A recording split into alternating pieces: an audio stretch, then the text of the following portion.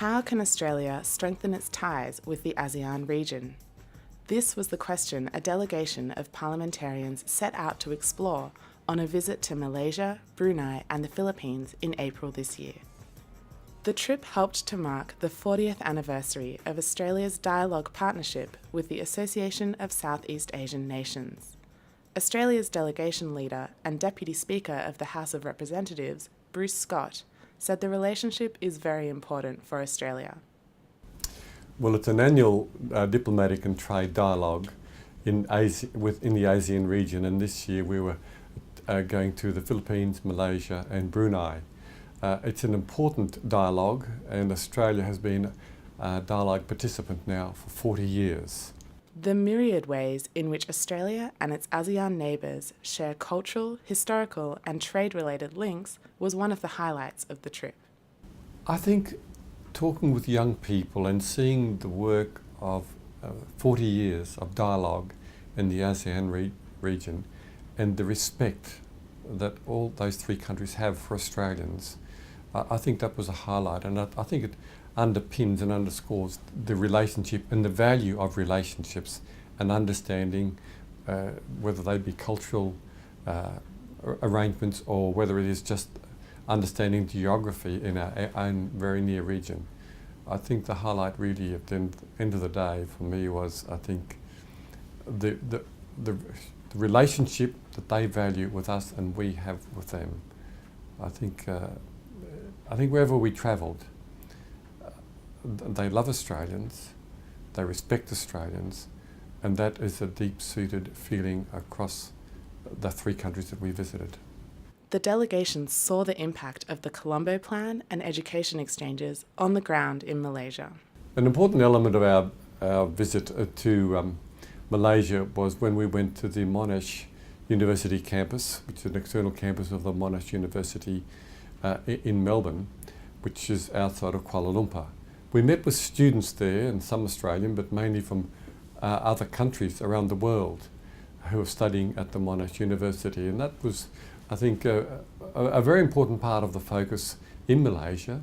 And at that time we were also able to talk about Australia's funding for the Colombo Plan, which has brought students from the ASEAN region to Australian universities. And I think that education link is an important way to ensure there's an understanding of the cultural differences in some cases between our two countries, but also to gain that understanding and to build the bilateral understanding and relationship between our two countries. The delegation also saw the many fruits of education exchanges in the Philippines, as well as the ways in which Australian aid is helping those affected by natural disasters. The other thing we saw in the Bohol region were students who had studied under the Colombo Plan in Australia and had returned to the region. And they were bringing the skills and the knowledge of their education in Australia to good use in the Bohol region through governance, accountability and the rollout of the money that's coming from Australia as well as their own resources. So that was also inspirational to see these young people who'd studied in Australia under a Colombo Plan and gave, I think, the committee a great understanding of the important role that the Colombo Plan has played in helping countries grow and develop their economies. In the Philippines, it was important we travelled to the Bohol region south of Manila, and that is where the devastating earthquake struck in October of last year. We were able to see firsthand the work that's going on with the money that Australia has provided, the $9 million in aid to assist that community to rebuild their lives.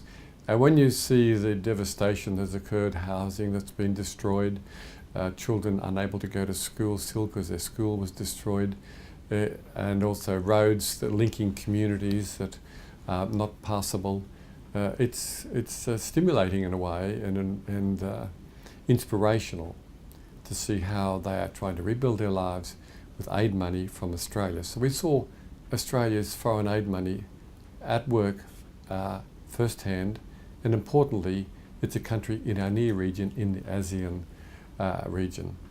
History is still making an impact on foreign relations today. Well, Brunei was very interesting. Obviously, it's a kingdom in a very wealthy country.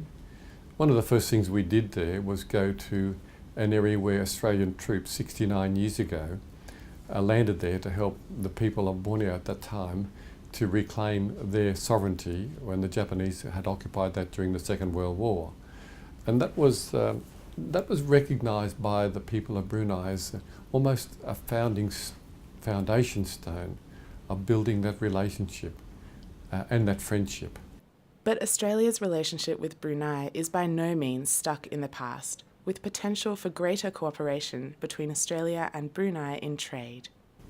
In Brunei, we had a very good discussion about how they want to build a greater capacity for their own food production, and that food production was based on the halal brand, and that was important for us to also understand their interest in live exports of cattle into Brunei. So I think the other thing was in Brunei that the relationship is deep, but it's also important that they want to see some more investment. They'd like to invest foreign investment in Australia, and we had a very, very good discussion on that, and particularly in education. I think they are also very keen on seeing some of their students, quite apart from the Colombo Plan students, coming to study at our universities in Australia. It was in the Philippines that the delegation had the most moving insight into the deep roots of Australian and ASEAN cooperation. We went to the American War Cemetery in the Philippines, in Manila. And you walk into a war cemetery with the 7,000 headstones, reminds us of the struggle of which we're participating in the Second World War and the loss of life. We laid a wreath there at the tombstone of 2 Australians. There are only 2 Australians that were embedded in the American forces in that part of the Pacific during the Second World War. That was very moving because in many ways it's a very peaceful place. 7,000 headstones does have an impact on you and reminds us the price that has been paid for our own peace and our security, and that has been a price that many other countries have paid to help Australia and the Philippines determine their own future and protect their own sovereignty. The delegation was left with renewed appreciation of the importance of Australia's strong and growing dialogue with ASEAN. Well, it's a very important region. It's in our own time zone. They are our near neighbours to our north, 3, 4, 5, 6 hours flying time. It's a rapidly growing economy that are going to be looking for opportunities in investment in trade, clean green food, which we can certainly produce in Australia. So it is going to be a very important region to Australia to make sure we continue to grow the relationship, build an understanding of the cultural links, and also the trade opportunities that will develop by continuing with the dialogue through the ASEAN region.